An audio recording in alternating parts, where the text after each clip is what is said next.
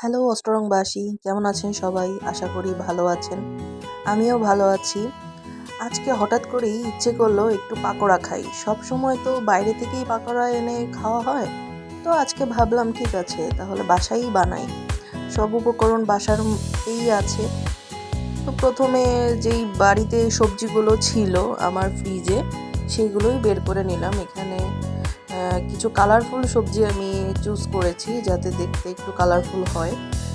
আলু নিয়েছি, তারপরে আমি গাজর নিয়েছি, কুমড়ো নিয়েছি, সাদা বাঁধাকপি, কাঁচামরিচ, লাল বাঁধাকপি, এই সব উপকরণগুলোই আমি নিয়েছি। প্রথমে একটু হালকা লবণ দিয়ে আমি এগুলোকে একটু চটকে নিচ্ছি যাতে এগুলোর থেকে যে এক্সট্রা জলটা থাকে সেটা বের হয়ে যায়। একটু ভালো করেই আমি লবণ দিয়ে চটকে নিচ্ছি। ওই যে দেখুন, আস্তে আস্তে এটার যে জলটা, এক্সট্রা জলটা, সেটা ছেড়ে ছেড়ে আসছে। কিছুক্ষণ চটকে নেওয়ার পরে ভালোভাবেই জলটা বের হয়ে গেল। ওই যে দেখুন কতটা পরিমাণে জল বের হয়েছে। এগুলো কিন্তু সবই এই সবজির গায়ের জল। তো এখন আমি আর একটা পাত্রে এই যে জলটা যে ছেঁকে রাখা হলো সেটা উঠিয়ে নিলাম, যাতে এই জলটা এটার সাথে লেগে না থাকে। এক্সট্রা যে জলটা সেটা বের হয়ে যায়। এই জন্য সবগুলোকেই একটু ভালো মতো চিপড়ে চিপড়ে আমি আলাদা পাত্রে উঠিয়ে নিচ্ছি। দেখুন, সবগুলোই আমি আলাদা পাত্রে উঠিয়ে নিচ্ছি। এখানে মরিচ ছাড়া কিন্তু আমি চটকেছি।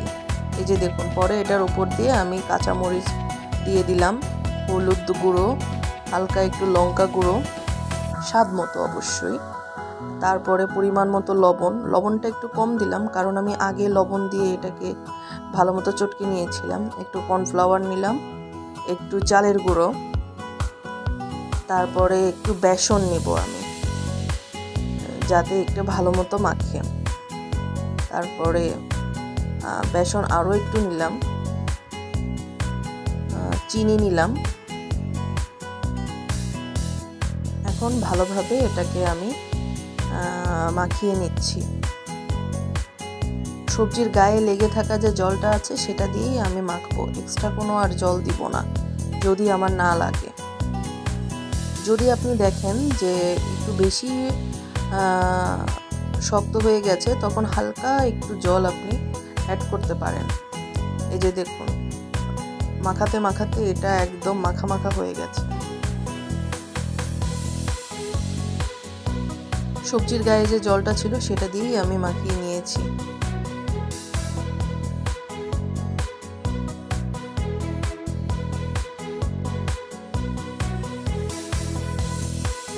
দেখুন একদম মাখা মাখা হয়েছে এবং এটা এক্সট্রা কোনো কিছুই আমি দেইনি। এখন কড়াইতে তেল নিয়ে নিলাম। তেলটা গরম হওয়া অবধি অপেক্ষা করে তারপরে নিজের পরিমাণ মতো শেপ দিয়ে এটাকে তেলে ছেড়ে দিতে হবে।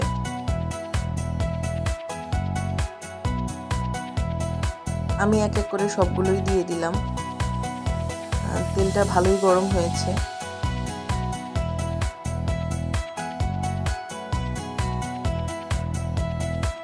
দেখুন এক একটা করে সবগুলোই আমি দিয়ে দিচ্ছি।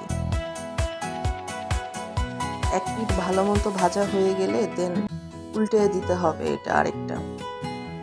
আমার এখনো এটা ঠিক মতো ভাজা হয়নি, এজন্য অপেক্ষা করছি।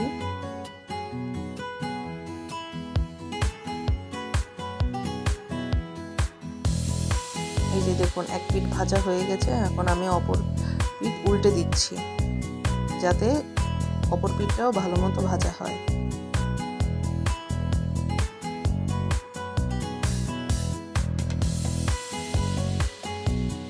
তো রেডি হয়ে গেল আমার পাকোড়া।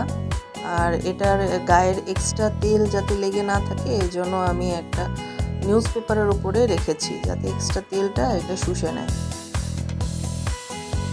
যদি আমার ভিডিও ভালো লাগে ভিডিওটিতে একটি লাইক দিয়ে সাবস্ক্রাইব করে রাখবেন।